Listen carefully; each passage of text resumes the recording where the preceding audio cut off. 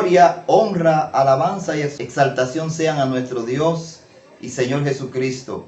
Y gracia y paz sean a todos y cada uno de ustedes, nuestros amables oyentes. Aquí estamos con inmenso placer para dirigirnos a todos ustedes con un importantísimo tema de la palabra de Dios, como siempre. Para nosotros es de gran satisfacción y gran placer, un enorme privilegio poder llegar a tantas personas lindas con un tema importantísimo de la palabra de Dios, esperando que sea de edificación y orientación para todos y cada uno de ustedes. En esta noche estaremos leyendo la palabra del Señor y estaremos dando continuidad a lo que iniciamos en la semana pasada. Recuerdo que estuvimos viendo en el Evangelio según San Juan capítulo 3 lo que es la soberanía de Dios y la responsabilidad humana. Y allí estuvimos hablando, viendo el personaje que la Biblia lo reconoce como Nicodemo, en un encuentro con Jesucristo, y vino a la presencia de Jesucristo y le dijo: Maestro, sabemos que tú eres un enviado de Dios como maestro, porque nadie puede hacer lo que tú haces si Dios no está con él. O sea que Nicodemo había visto y oído lo que Cristo estaba haciendo, pero no conocía quién era Jesucristo realmente. Así hay muchas personas que conocen mucho de la palabra de Dios, leen mucho la Biblia, saben muchos textos, pero una cosa es oír, leer la palabra de Dios, y otra cosa es oír a Dios a través de su palabra. Nicodemo sabía mucho de la palabra de Dios, pero no había oído a Dios a través de su palabra. Y es lo que pasaba no solamente con Nicodemo, sino con gran parte del pueblo hebreo. Los judíos eran conocedores de la palabra de Dios porque Dios le había enviado los profetas a ellos, le había dado la ley por medio de Moisés, y grandes hombres de Dios fueron enviados a ese pueblo para dar a conocer la voluntad expresa de Dios.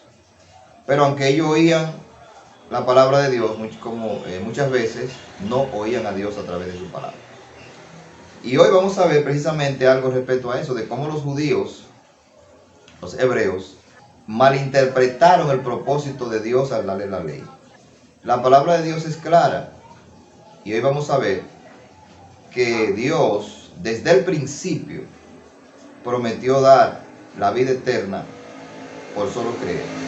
Y vamos a estar leyendo en la carta que el apóstol Pablo le escribió a los Gálatas, donde el apóstol va a hacer un contraste entre lo que es el pacto que Dios hizo con Abraham y el pacto que Dios hizo con Moisés en el monte Sinaí. ¿Por qué es importante hablar de estos dos pactos? Porque el pacto de Abraham es un pacto unilateral, un pacto de promesa. Y el pacto que Dios hizo con Moisés es un pacto bilateral. Un pacto unilateral es un pacto donde una sola de las partes se compromete a cumplir con los requisitos. El otro no tiene nada que cumplir. Y fue lo que sucedió con Abraham, como vamos a ver. Y un pacto bilateral es cuando ambas partes se comprometen a cumplir lo acordado en ese pacto. Esos pactos que nosotros encontramos en la Biblia, esos pactos son pactos de vasallajes. Es decir, donde un vasallo, un superior, propone las reglas para que el subalterno pues la pueda cumplir. En este caso Dios propone para que el hombre ejecute cuando es un pacto bilateral. Leamos en Gálatas capítulo 3 y vamos a ver varios versículos. Leemos en el versículo 10 donde nos dice: porque todos los que dependen de la ley, de las obras de la ley, están bajo maldición. Pues escrito está: maldito todo aquel que no permaneciera en todas las cosas escritas en el libro de la ley para hacerla. Porque por la ley ninguno se justifica para con Dios, es evidente. porque el justo por la fe vivirá. Y la ley no es de fe, sino que dice: el que hiciera estas cosas vivirá por ella. Cristo nos redimió de la maldición de la ley, hecho por nosotros maldición, pues está escrito: maldito todo el que es colgado en un madero, para que en Cristo Jesús la bendición de Abraham alcanzase a los gentiles, a fin de que por la fe recibiésemos la promesa del Espíritu. Hermanos, hablo en términos humanos: un pacto, aunque sea de hombre, una vez ratificado, nadie le invalida ni le añade. Inicia el texto diciendo que lo que dependen de las obras de la ley para ser justo ante Dios, para que Dios lo acepte, para que Dios le permita la entrada al cielo, en términos llanos por así decirlo, es imposible por medio de la ley. ¿Por qué? Porque nadie puede cumplir con todas las demandas de la ley. Nadie puede cumplir con todos los requerimientos. El estándar que Dios presenta en la ley es imposible para el hombre. Por eso, todo el que intente estar bien con Dios, ser aceptado por Dios, en base a su desempeño, cumpliendo lo que la palabra de Dios dice, cumpliendo las ordenanzas de la ley, está bajo maldición porque no puede cumplirla. Y hay una escritura que dice que maldito el que no permanece en todas las cosas. En todas las cosas. De manera que ahí vemos claramente que por medio de la ley el hombre es maldito, porque no puede cumplirla a cabalidad. Pero dice que Cristo nos redimió de la maldición de la ley, hecho por nosotros maldición. O sea, hay una maldición que pesaba sobre la humanidad por haber violado la ley de Dios. Pero Cristo fue hecho maldición por nosotros. Cristo quita la maldición. O sea, la única manera del hombre verse libre de la maldición es que a través de Cristo sea perdonado y sea aceptado por Dios. Entonces, por eso dice que los que dependen de las obras de la ley están bajo maldición, porque nunca pueden cumplirla a cabalidad. No hay manera de que el hombre pueda cumplir la cabalidad, y por eso entonces se necesita la intervención de Dios. Ahora, en el versículo 14, para que en Cristo Jesús la bendición de Abraham alcanzase a los gentiles, a fin de que por la fe recibiésemos la promesa del Espíritu. Así que la promesa de la presencia del Espíritu Santo dentro del corazón del hombre se recibe por fe. El Espíritu Santo dentro del corazón del hombre es el que obra la transformación, es el que hace los cambios. Entonces, solamente por fe no puedo hacer nada para recibir el Espíritu Santo, simplemente tengo que depender de lo que Cristo hizo. Hermanos, verso 15, hablo en términos humanos: un pacto, aunque sea de hombre, una vez ratificado, nadie le invalida ni le añade. Verso 16, ahora bien, a Abraham fueron hechas las promesas y a su simiente. No dice a la simiente como si hablase de muchos, sino como de uno, y a tu simiente, la cual es Cristo.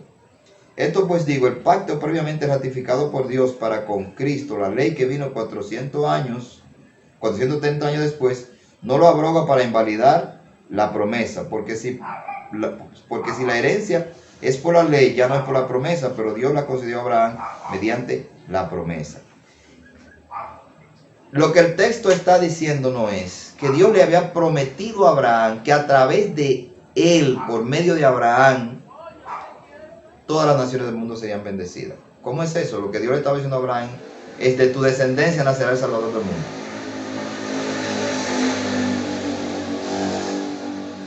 De tu descendencia va a venir el Mesías, el Salvador del mundo. Y todos los que tengan fe en él serán salvos. Ese es un pacto que Dios hizo con Abraham, donde Dios le prometió salvar a muchas naciones, a muchas personas, a través de uno de sus descendientes. Que en este caso, aquí la palabra lo dice claramente, que se refiere a Jesucristo. Dios le prometió a Abraham usarlo a él para hacer bendición al mundo, pero a través de uno de sus descendientes, que en este caso es el Cristo. Entonces, ¿cuál era el problema que tenían los hebreos, los judíos?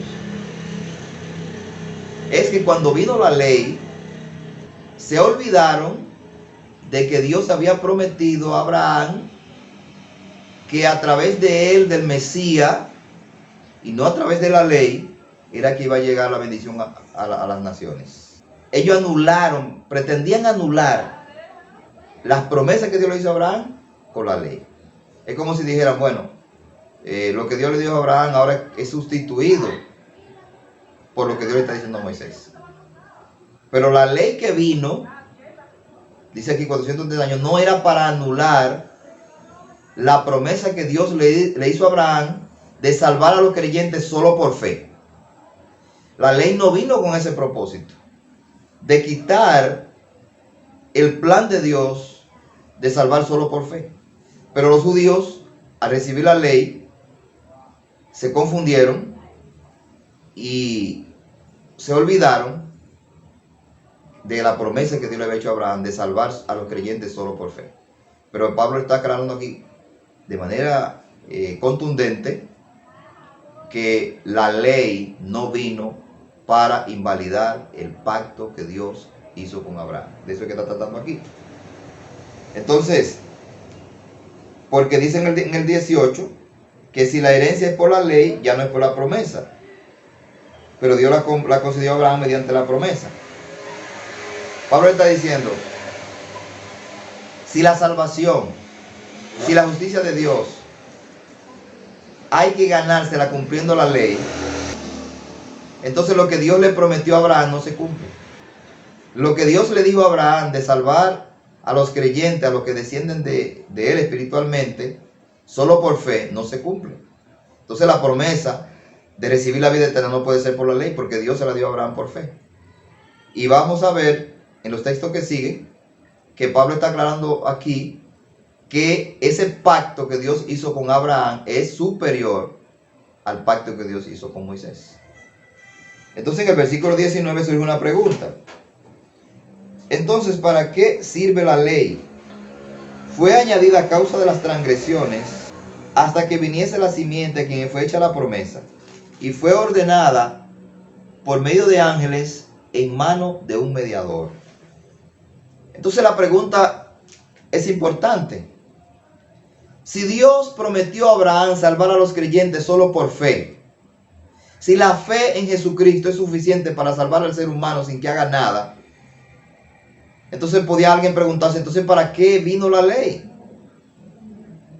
Porque es que ellos entendían que la ley fue dada como un medio para ellos alcanzar justicia. Porque necesitaban la iluminación de Dios, que le quitara el velo que había en su corazón, como dice en 2 Corintios capítulo 3. Tenía que haber una revelación en su corazón para que entendieran el verdadero propósito de la ley, que la ley no fue dada para que el hombre sea justo por medio de ella. Todavía en este tiempo hay mucha gente que creen que van a ser aceptados por Dios en base a lo que hacen, a su desempeño, a que cumplen, a que obedecen, a que son buenos, a que se portan bien. No, Dios desde el principio dijo que la salvación era por la fe en Jesucristo.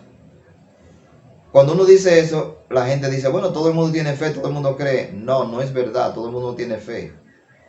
El que tiene fe es el que Dios le da fe para creer, el que Dios le alumbra el entendimiento para que vea a Cristo importante. No es una fe intelectual, es una fe en lo profundo del corazón, producto de la obra regeneradora de Dios en el corazón del hombre. Seguimos leyendo, entonces, aquí dice que la ley fue dada a causa de las transgresiones, hasta que viniese la simiente. Lo que eso quiere decir es, como dicen otros textos, por ejemplo en Romanos capítulo 7, que la ley vino, Dios la dio para revelar la pecaminosidad del hombre. A causa de que el hombre era tan pecador y no lo sabía, se creía bueno, Dios le mostró por medio de la ley su terrible condición, lo lejos que estaban de Dios, lo perverso que era su corazón, lo maligno que era su corazón. Entonces era el propósito para que el hombre, al ver su condición desesperada, entendiera que necesitaba un Salvador.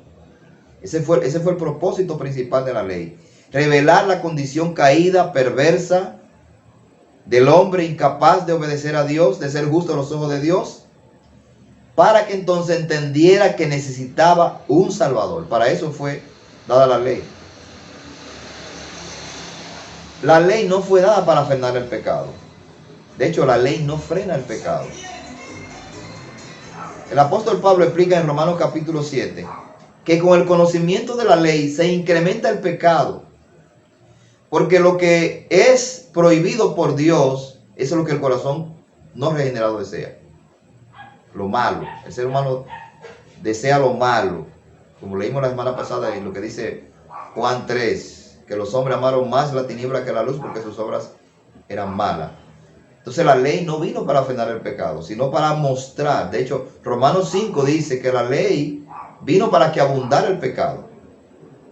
Abundó el pecado porque se dio a conocer de una manera que no se conocía.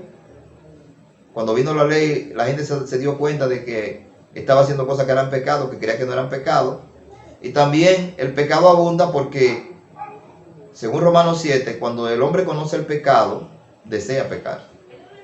Desea hacer eso que él sabe que es malo. Esa es la condición del ser humano. Entonces, ese es el propósito de la ley, revelar el corazón malo del ser humano, revelar el daño que ha hecho en el hombre el pecado de Adán, para que el hombre entienda que es imposible salvarse de esa condición, que está bajo la ira de Dios, que está bajo condenación, y clame por auxilio.